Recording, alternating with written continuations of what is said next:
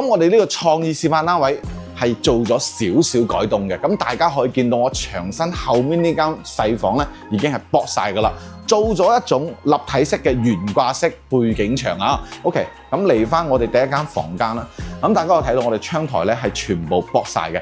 所以呢一間房間咧係用意為我哋開放式嘅書房啊，同埋如果中意彈吉他嘅朋友咧，可以作為一間琴房去練琴都係冇問題嘅嚇。一齊同啲朋友咧去 share 一下我哋呢一種音樂嘅喜悅啊。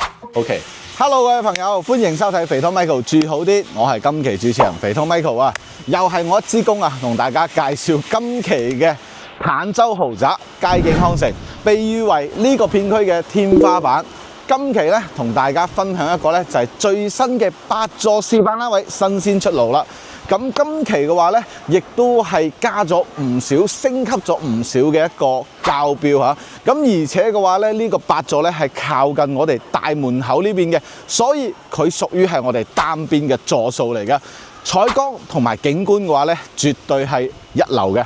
而且我哋8座呢邊咧嘅89單位咧，望出去嘅話咧，就係我哋呢一個別墅嘅景觀嘅視野咧，係冇遮擋嘅，更加開揚啊！咁今期升級咗咧，究竟有咩改動咧？啊，咁接落嚟咧就由阿濤咧帶大家上去我哋嘅大堂以及我哋嘅戶型上面去，同大家一一講解下我哋嘅交樓標準又升級咗啲乜嘢啊！好啦，而家咧嚟到我哋8座嘅呢個大堂下面啦。咁呢個咧就係我哋最新嘅8座展示嘅大堂啦。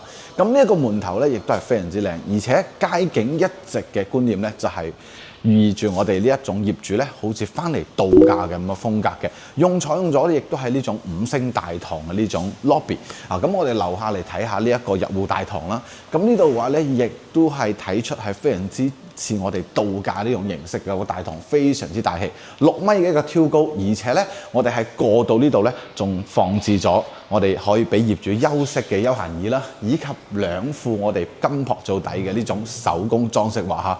咁呢度咧仲有一個藝術品嘅展示嘅掛畫啦。咁呢度咧全部係我啲睇唔明嘅嘢嚟嘅嚇。咁我哋樓上呢度咧仲有一種3層嘅水星吊燈嚇。呢種水星吊燈咧，亦都係非常之顯示呢一種尊貴同埋大氣嘅呢一種大堂啦。咁我哋行入嚟之後咧，而且呢度咧仲用咗我哋呢種鋁合金嘅修飾面板，2盞我哋4盞咧，我哋呢種電梯嘅燈啊，似唔似我哋呢種升級大堂嘅呢種門頭啊？而且係我哋 lift 口嘅呢一個上方位置咧，仲做咗燈帶嘅，真係處處咧都彰顯佳景康城嘅呢種魅力同埋細節感啦。OK， 而家咧我哋就即時上去我哋嘅示範單位，同大家去展示下我哋嘅戶型啦。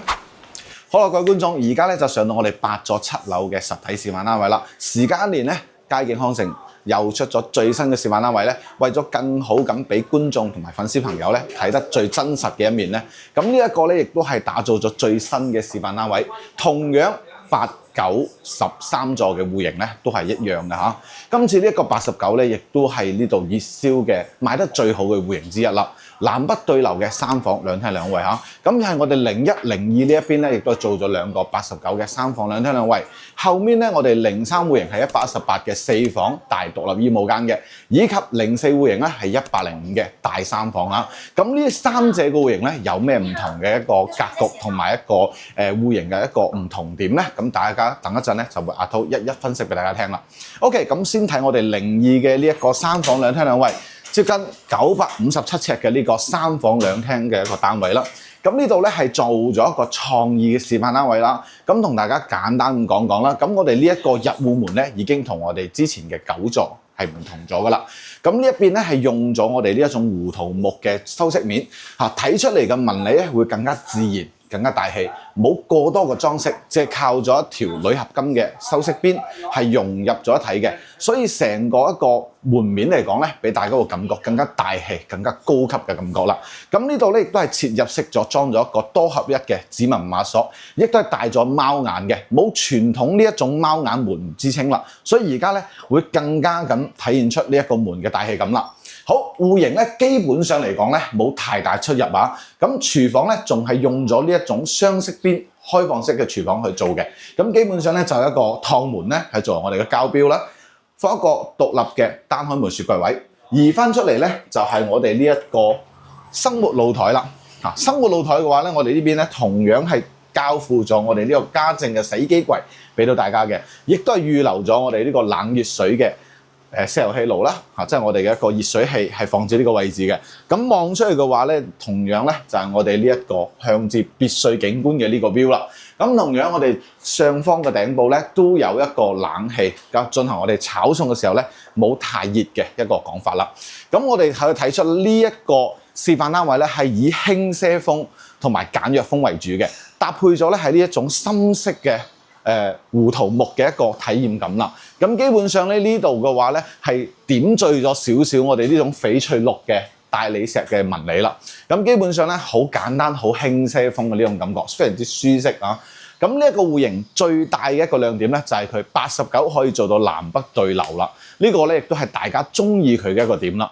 加埋咧佢呢一個客廳同埋餐廳位置咧係十分之舒適嘅，可以做埋我哋嘅餐邊櫃，同埋我哋可以放個4到6人嘅圓台喺呢個位置咧，空間感亦都係十分十足嘅。咁如果夏天嘅時候開翻兩邊嘅窗對流嘅話咧，就會顯得嘅效果咧更加淋漓盡致嚇。咁睇翻呢個餐廳嘅位置啦，餐廳嘅位置咧開間係3.7米嘅開間嘅。咁平時咧我哋可以滿足到我哋日常嘅活動空間同埋呢個休閒空間噶啦。咁我哋呢個創意示範單位係做咗少少改動嘅。咁大家可以見到我牆身後面呢間細房咧已經係剝晒噶啦，做咗一種立體式嘅懸掛式背景牆啊。咁可惜呢一邊咧就係我哋嘅實體牆，所以是可以選擇剝咗一半咧，做一個開放式嘅書房或者茶室嘅。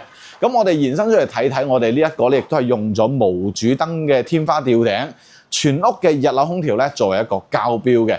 咁我哋呢一邊咧亦都係有電視背景牆嘅。咁下一個鏡頭咧，阿濤會帶大家去睇翻我哋105嘅實質嘅交樓標準啦嚇。咁我哋再繼續睇翻呢個89嘅示範單位先。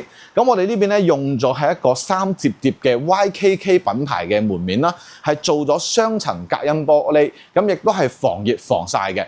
咁我哋嚟到呢個露台咧，大家可以睇出啦，我哋可以做一個比較細嘅家政櫃。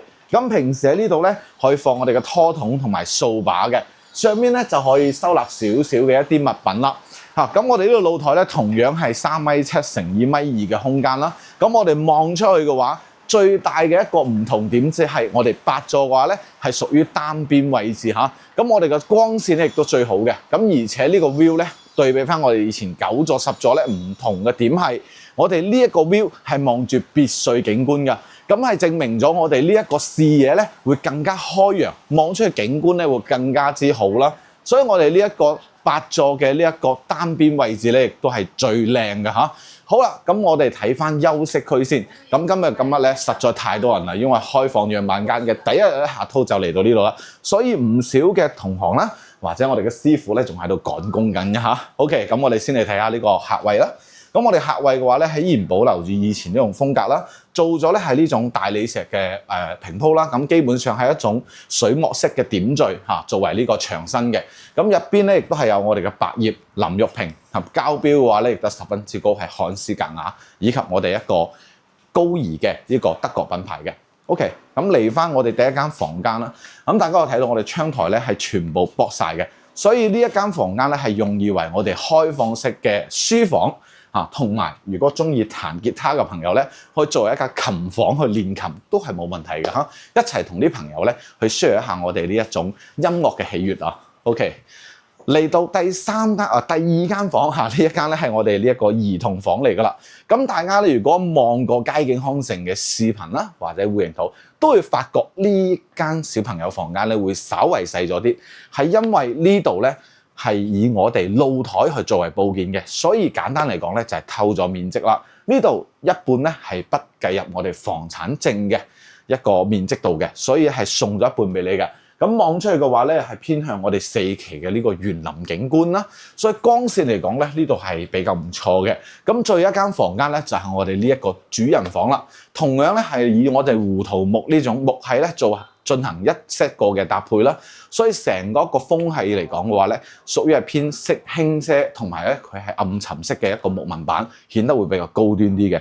咁我哋下面呢一個咧，亦都係鋪為我哋嘅木地板啦。咁當然佢係一個交付並非係交付標準，係一個相當於我哋嘅創意示範單位，顯得咧成個木系咧就會一色過，比較搭配少少。咁我哋入翻嚟我哋而家個主人套間啦，其實空間嚟講咧都係唔錯嘅。咁今次8座咧會升級為我哋主人房套間呢個馬桶咧，都係用咗我哋呢個漢斯格雅嘅電動智能馬桶啦。咁啊交標你會仲加提升咗喎。咁我哋主人房嘅話咧，就係呢一個唔大嘅最大嘅特點咧，就係我哋而家係把衣櫃咧做為咗我哋一個床頭牆身嘅呢一邊咧，係作為一 set 個嘅到頂嘅衣櫃。咁同我哋以往之前係作為我哋靠住左手邊呢個位置咧，呢度就基本上就係做床頭櫃啦。咁呢邊個位置會利用得更加極致啦。咁可以做一個大約1.1米嘅到頂嘅大衣櫃，可以做化妝台，可以做電視櫃，咁全部基本上咧就滿足晒噶啦。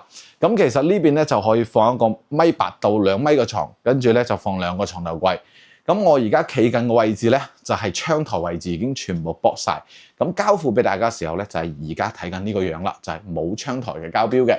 咁我哋呢個 view 望出去咧，依然係可以望住我哋必須嘅中間位置啦。咁所以同埋我哋之前呢2座平比起身嘅話咧，就只可以望住樓，但我哋8座咧係可以望住別墅更開揚嘅景觀啦。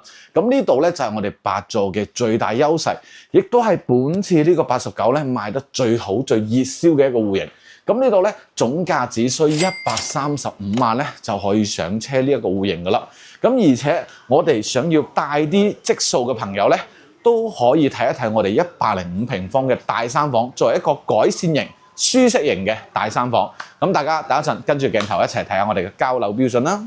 好啦，各位街坊，而家就嚟到我04戶型嘅105嘅大三房。咁啱先我哋影視89呢個戶型咧，有注意有細心留意街坊就知道其實我哋佳景康城嘅細節咧係做得比較好嘅。咁而家我哋鏡頭咧移翻出去我哋呢一個過道呢一度睇翻我哋呢個過道嘅細節啦。咁大家可以睇到咧，其實我哋出嚟嘅 lift 口咧，呢度嘅 lift 口可以睇出我哋呢邊嘅電梯咧係帶咗燈帶嘅。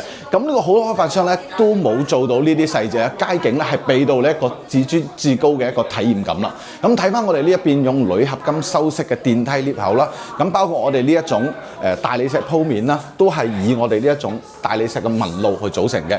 而且最細節嘅體驗感喺邊咧？就係我哋走火嘅門度啦。咁而且呢種咧係同我哋入戶門都係同樣嘅胡桃木嘅色系去搭配嘅，包括我哋呢種鋁合邊嘅門面。OK， 咁我哋嚟翻呢一邊啦。咁呢同埋過道呢一邊咧都係屬於我哋2戶嘅，一個係03戶，一個係04戶，118同埋105嘅3房同4房戶型。咁過道呢度咧都係有我哋呢個採光嘅通風採井，都有明窗啊。咁包括呢一個105嘅咧，帶大家睇下我哋最真實嘅交標嘅示範單位啦。咁呢度咧就係我哋嘅交標。咁睇翻過嚟之後咧，就同我哋啱先嘅門面一樣，係用一種胡桃嘅深色嘅木器門搭配嘅。咁包括我哋呢度咧，亦都係採用咗個3星嘅多合一嘅指紋帶貓眼嘅密碼鎖啦。咁大家如果有細心發現咧，就睇過我哋105嘅鞋櫃位置咧，到底在邊度咧？其實講真，呢個戶型咧係有少少嘅弊端嘅。針對我哋鞋櫃戶型咧，其實呢度咧係一個比較偏薄身約50公分嘅鞋櫃擺放位置。